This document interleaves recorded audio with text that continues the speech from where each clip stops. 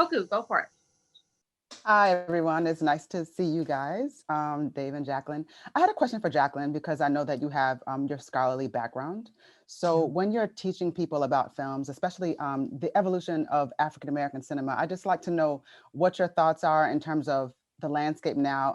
You've seen that now we have different genres that weren't really being entertained before. People didn't think we'd want to watch them. They're doing very, very well. So just from your point of view, how have you felt about what you've been seeing lately? I've been thrilled at the very least by exactly what you pointed to, the range. I mean, when we think about just how few and far between major films that centered on Black characters had been for so many decades, every Black actor in Hollywood is trying to get into like the one big film that's happening. And now we have more variety, which I think is absolutely important. And it's in part because we have more opportunities that are being given to Black filmmakers, like directors and writers who are actualizing what they had been trying to say for generations now, that there are many different types of Black experiences and they're not all traumatic. They don't all fit into the same kinds of molds. And so now that we can have Black romantic comedies and horror movies and, superhero movies, it's wonderful to see so many Black artists working. And even if we don't think all the films are great, the fact that they are working and visible and demonstrating that there's a market for these films and that there's an international market for these films, which was a claim that was made for so long that Black Panther just exploded, that films that focused on Black characters could not do well outside of the US. It's thrilling to see. And I think that it really is important for laying the groundwork for future filmmakers.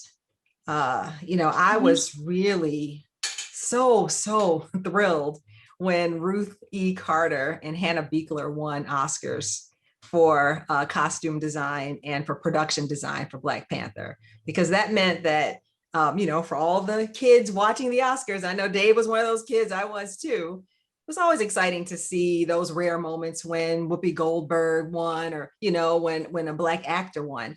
But to know that young people now can see a Black woman was the production, like a Black woman created Wakanda, that just opens up all kinds of possibilities, not just for thinking about a career in filmmaking, but for aspiring to many different kinds of things that might not have seemed possible before. So I think it's a really important moment, and the key is to sustain it, to make sure that this is not just one of those, bumps, but instead that it's a lasting change. Yeah. Can I just add? Oh yeah, go for it. Answer the question, but I just want to say one thing. We're showing Hollywood Shuffle, Robert Townsend's movie from the 80s on TCM this month. And I just think, I watched it a ton when I was 14 because I thought it was so funny.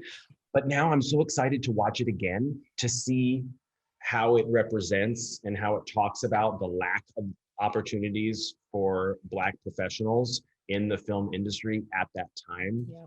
That's the whole satirical premise. There's like one Black movie per year or something. Right. I'm so curious to see that movie now, because so much has changed in the 30 years. And it's a slave movie, right? Like it's always, yes. Yeah. Sorry. Yeah, who else? Okay, Koku, I see your hand up. Go for it. Yeah, I just wanted to ask you both, what is it like to be at the TCM family, where conversations around film are obviously going to be very, very different and have more depth than you would, maybe elsewhere, where it's just like, oh, hated it, loved it, the end, and that's fine. But in this particular space, you can really have a very long form conversation with someone about film where, it's not your typical bar conversation. How does that feel to find a family of people that won't think you're being long-winded? It's a thrill. It's something that these types of places are very few and far between in the media landscape. I think I was able to find one when I started my career at Entertainment Weekly, and that's why I stayed there for 17 years. I also do some work for IMDb, and I think that's a place that also allows for more in-depth coverage as well. But TCM is the pinnacle of it. without a doubt. And that's one of the things, particularly about the festival, that's really fun, is that it allows us to open up to even more voices that help us, discuss these films. And I got to interview Mark Harris, who wrote the definitive Mike Nichols book that just came out. So we're going to talk about Mike Nichols a couple times this weekend and live tweet Who's Afraid of Virginia Woolf together. And then even on the more fun side, we found out that Lisa Rinna, of all people, is a huge TCM fan. She really wanted to come on the channel. So she and I discuss Judy Garland and A Star is Born, and that's on HBO Max. So that was a very different kind of interview that she's ever given. So the fact that TCM allows for all of that to happen, and for me, the most fun is when we as hosts can get together, as we did in the Reframe series, and talk about things. That's why it's the perfect job, I think, for all 5 of us. Yeah, I don't know what I could add to that. I mean, I guess I was already really blessed to have an academic career where, yes, that's what we were doing all the time, and really thinking in the most kind of deeply historical, theoretical ways about film. To be able to be in a space now where just that circle is expanded, and to learn so much from the other hosts in particular. Like just today, David said some things like I never thought about it that way. So there are different kinds of film expertise too, right? Like I have an academic film expertise, and Dave has like a journalistic and a like just completely like immersed viewer experience. And then you have people at the festival who just know everything about a particular star or everything about a particular composer. And so it's just really cool to be in a space where people can bring the different kinds of knowledge that they have together.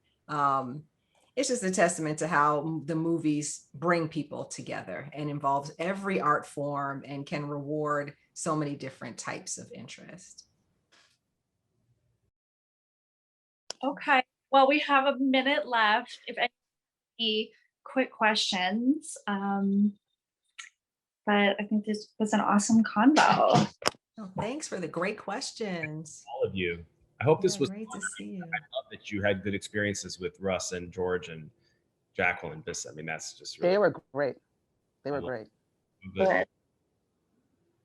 It's Thanks. funny asking the interviewers questions, interviewing the interviewers. It's like some weird inception, weird thing. I love that. Very meta. That was great. Right. Thanks to you, Ellen, for making it all run smoothly too. Yes, much appreciated. Thank you. Thanks. Take All right. care. Thank you, Ellen.